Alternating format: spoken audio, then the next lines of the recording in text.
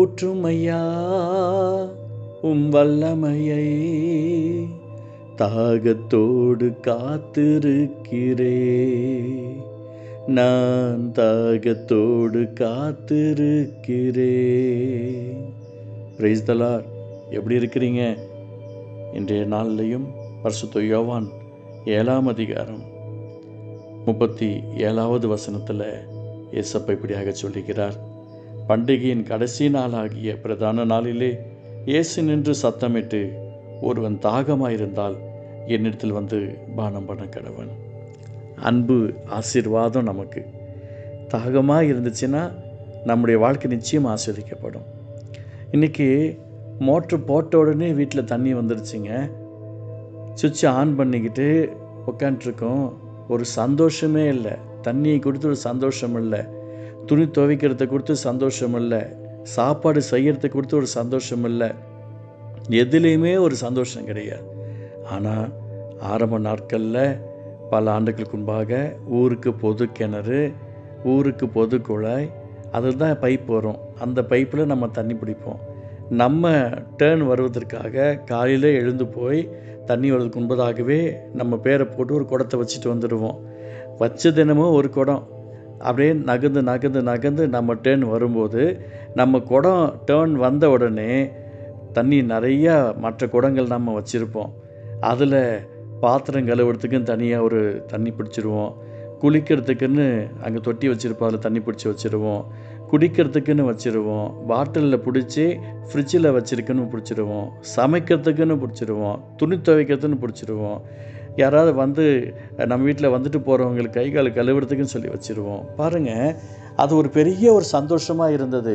ஒரு குடத்தை நம்ம வச்சு அதன் மூலமாக அநேக குடங்கள் நம்முடைய குடும்பத்தில் நிரம்பினது. எத்தனை பேர் வந்தாலும் அந்த டைமிங்குள்ளே காலைல குளிச்சிட்டோம், சந்தோஷமாக இருந்தோம். ஆனால் இந்த நாட்களில் தண்ணி வீட்டிலையே வருது, மோட்ரு போட்டுக்கிறோம், போர் போட்டுக்கிறோம், எல்லாமே இருக்குது. ஆனால் அந்த சந்தோஷம் கிடையாது, அந்த நிம்மதி கிடையாது. இயேசுவுடைய சமூகத்தில் நாம் கடந்து வரும்போது தாகமாய் முதலாவது இருக்க வேண்டும். அப்போது அவருடைய சமூகத்தில் காத்திருக்க வேண்டும். இப்போது அவர் கண்டெடுத்தக்க சமயத்தில் அவரை தேடுங்கள், அவரை சமீபத்தில் அவரை நோக்கி கூப்பிடுங்கள்னு வசனம் சொல்லுது இல்லையா? இப்போ ஏசப்பா நம்ம பக்கத்தில் வரும்போது, நான் அவருடைய சமூகத்தில் காத்திருக்கும் போது என்ன நடக்கும் அப்படின்னா, ஆட்டோமேட்டிக்காக எனக்கு என்னுடைய பரிசுத்தத்திற்காக ஒரு குடம், எங்களுடைய குடும்பத்துடைய வல்லமைக்காக பரிசுத்துக்காக ஒரு குடம், எங்கள் குடும்பத்துடைய தேவைகளுக்காக, பணத்திற்காக, பரிசுத்தத்திற்காக, வரங்களுக்காக, வல்லமைக்காக, இப்படி ஊழியர்கள் இப்படி கேட்கலாம்.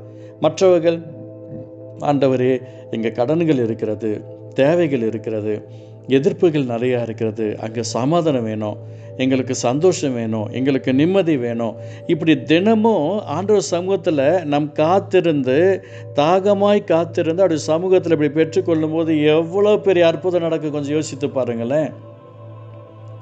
காலையில் ஆண்டவர் சமூகத்தில் அன்போடு உட்காருங்க, நம்ம வீட்டில் இருக்கிற வம்பெல்லாம் போயிடும். ஏசப்பாட்ட அன்பாக இருந்தால் வம்பெல்லாம் ஓடி போயிடும். நீங்கள் இருப்பீங்கன்னு நான் நினைக்கிறேன். நீங்கள் காலையில் எழுந்த உடனே ஆண்டவருடைய சமூகத்தில் கொஞ்சம் பாட்டி பாடி அவருடைய நாமத்தை மகிமைப்படுத்தி பாருங்கள், வேதத்தை வாசித்து பாருங்கள். குடும்பத்தில் ஒரு சந்தோஷம் எப்படி இருக்கும் தெரியுங்களா? செஞ்சு பாருங்களேன். ஊற்றும் ஐயா உம் வல்லமையை, தாகத்தோடு காத்திருக்கிறே, நான் தாகத்தோடு காத்திருக்கிறே. ஆண்டவருடைய ஆசீர்வாதம் நிச்சயமாக உங்களை நிரப்புன்றதை நான் நம்புகிறேங்க. விசுவாசத்தோடு நான் சொல்கிறேன், நீங்கள் எல்லாரும் நல்லா இருப்பீங்க. ஆண்டவருடைய நாமத்தை மகிமைப்படுத்தக்கதாய் நீங்கள் அவருடைய சமூகத்தில் காத்திருந்தால் போதும். தாகத்தோடு காத்துடுங்க, தாகத்தோடு அவர் சமூகத்தில் இருங்க. எனக்கு நிறைய தேவைகள் வரும்போதெல்லாம், பண தேவைகள் வந்துச்சுன்னா அவருடைய சமூகத்தில் காத்திருப்பேன். உடனே எனக்கு அற்புதம் நடக்கும். என்ன தேவைகளுக்காக காத்திருக்கணும், அந்த விஷயத்தில் கர்த்தர் அற்புதத்தை செய்திருக்கிறார், இன்றும் செய்து கொண்டே இருக்கிறார். ஆஃப்டர் ஆல் எனக்கே கர்த்தர் அற்புதம் செய்கிறார்னா நீங்கள்லாம் ஏமாத்துறோம். நிச்சயமாக உங்களுக்கு ஒரு அற்புதங்கள் நடக்கும், உங்களுக்கு ஒரு அதிசயங்கள் நடக்கும், இன்றே நடக்கும். இப்பொழுதே நீங்கள் ஆண்டவர் சமூகத்தில் காத்திருங்க, அவர் உங்களுக்கு பெரிய காரியம் செய்வார். ஜெபிக்கலாமா? தாகமாக இருக்கிறவர்களே என்று நீங்கள் சொல்லியிருக்கீங்களேப்பா, அப்பா உங்களுடைய நாமத்தை மகிமைப்படுத்தக்கதாய் உங்களுடைய சமூகத்தில் வந்திருக்கிற ஒவ்வொருத்தருக்கும் நீர் அற்புதங்களை செய்யுங்கப்பா.